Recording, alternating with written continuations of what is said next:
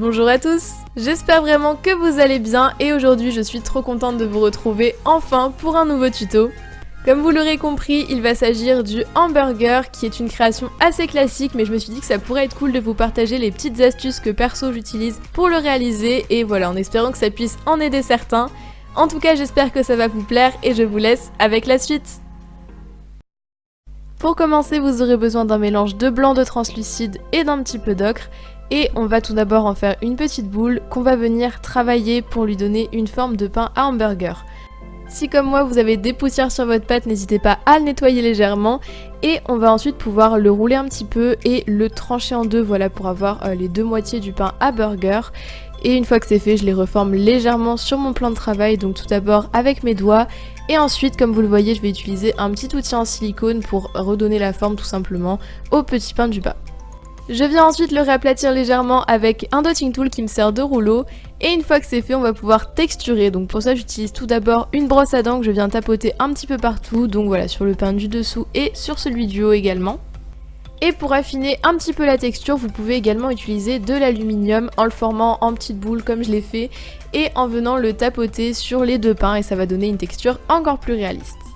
Une fois qu'on a fini, on va pouvoir passer à l'étape de la coloration et pour ça j'utilise des pastels secs que je viens frotter au pinceau. Donc comme toujours, on commence par les couleurs les plus claires avec du ocre et du jaune pâle qu'on vient appliquer en base sur les pains. Et ensuite vous pouvez foncer légèrement la couleur en ajoutant du terre de sienne. Ça va donner un effet plus cuit et un peu plus doré au pain qui est quand même plus réaliste. Si la texture s'est un peu estompée, n'hésitez pas à repasser un petit coup de brosse à dents pour peaufiner le tout. Et on va ensuite pouvoir passer à l'étape de mettre le clou à œil. Voilà, si jamais vous souhaitez accrocher votre création par la suite, vous pouvez le visser dès maintenant dans le pain du haut. On continue avec le pain du bas qu'on va placer face retournée sur un papier ponçage ou voilà ce que vous avez pour éviter de déformer la texture du bas. Et on va pouvoir gratter légèrement le dessus comme vous le voyez pour créer un effet de mie de pain. On prend ensuite une couleur jaune qui va servir pour le fromage et on vient tout simplement l'aplatir et découper dedans un carré qui va servir à faire la fameuse tranche de fromage. Et d'ailleurs j'en ai fait deux, ce que je n'ai pas montré à cette étape. On va ensuite la placer sur le pain du bas, donc voilà, on la dispose simplement.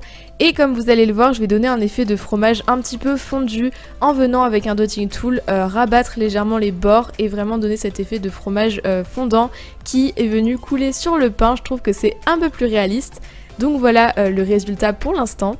On continue en réalisant le steak, donc j'utilise de la couleur chocolat que je viens aplatir et tout simplement former en cercle, voilà, pour avoir la forme de base d'un steak. Avec du papier aluminium, je viens faire la texture de la viande hachée tout autour. Et on peut venir affiner avec une brosse à dents la texture, voilà, pour donner un côté un petit peu plus travaillé et un petit peu plus détaillé. Et ensuite on va passer à la coloration, donc pour ça j'utilise simplement un tout petit peu de pastel noir que je viens frotter en faisant attention de ne pas en mettre trop parce que sinon on se retrouve rapidement avec un steak qui a l'air cramé.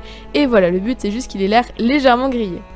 Pour le fixer sur la tranche de fromage, je vous recommande d'utiliser un peu de fimo liquide, ça va venir coller les éléments entre eux.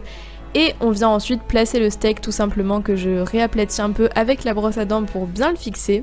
J'ajoute ensuite la deuxième tranche de fromage que je vais disposer en décalé par rapport à la première. Et je vais également rabattre un petit peu les coins pour donner le même effet de fromage fondant. Pour la salade, on réalise un mélange de différentes teintes de vert avec du translucide et on vient laisser un effet un petit peu marbré dans le mélange de pâtes. Et on peut ensuite couper des tranches très fines avec une lame souple. Si vous le souhaitez, vous pouvez également les retexturer légèrement avec un dotting tool, ça va vraiment donner un effet très fin sur les bords qui va encore une fois apporter du réalisme. On peut ensuite les décoller du plan de travail et vous allez voir que pour les disposer, je vais m'aider d'un dotting tool et vraiment donner un effet d'ondulation qui va vraiment rappeler les feuilles de salade ondulées, un petit peu frisées qu'on retrouve dans les hamburgers. Et bien sûr, on va faire suffisamment de feuilles pour faire tout le tour du burger et obtenir un effet bien garni. Et voilà ce que ça vous donne à peu près quand vous avez fini cette étape. On va ensuite rajouter des tomates et pour ça j'utilise de la pâte rouge translucide que je vais venir rouler en petits boudins. Voilà, c'est une technique si vous n'avez pas de canne tomate sous la main. Et on va pouvoir la colorer à l'extérieur avec du pastel rouge qui va donner l'effet de la peau. Donc on vient simplement l'appliquer avec un pinceau et c'est vraiment une technique que je trouve très cool pour les débutants si vous n'avez pas vraiment de canne tomate ou quoi à disposition. Ça peut vraiment vous dépanner.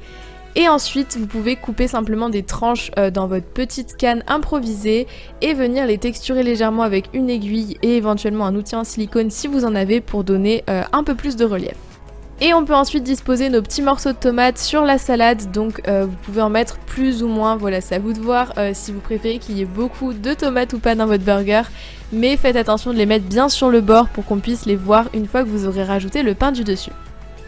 Et enfin, si vous souhaitez ajouter de la sauce, je vais vous montrer comment réaliser du ketchup. Donc j'utilise de la pâte translucide que je mélange avec du pastel rouge et également de la Fimo liquide progressivement.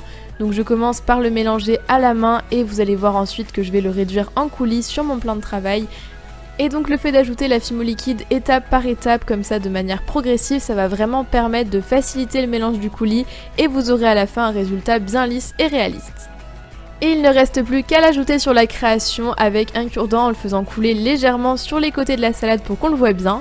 Voilà le résultat qu'on obtient vu de côté, donc avec l'effet du ketchup qui coule sur le burger. Et on va maintenant rajouter le pain du dessus pour terminer la création. Et comme vous le voyez, on peut aussi texturer légèrement avec l'aiguille sur le dessous du pain du haut, voilà. Et ça va donner, comme le pain du bas, l'effet de la mie. Et il ne reste plus qu'à cuire votre création comme d'habitude 30 minutes à 110 degrés. Voilà tout le monde, j'espère vraiment que cette vidéo vous aura plu, que les explications auront été assez claires vu que c'est un tuto qui s'adresse pour une fois un peu plus aux débutants, c'est une création assez classique, mais je me suis dit que ça pourrait être cool de vous montrer des petites astuces que personnellement j'utilise pour le réaliser. Comme d'habitude, si vous refaites une création inspirée d'un de mes tutos, n'oubliez pas de la partager sur Insta en me taguant pour que je puisse aller la voir, ça me fait toujours trop plaisir. N'hésitez pas à me dire en commentaire ce que vous avez pensé de ce tuto. Vous pouvez également laisser un petit like si ça vous a plu et vous abonner à la chaîne si ce n'est pas déjà fait pour ne rater aucune des prochaines vidéos. Quant à moi, je vous remercie d'être resté jusqu'à la fin, je vous fais plein de bisous et je vous dis à très vite. Bye tout le monde!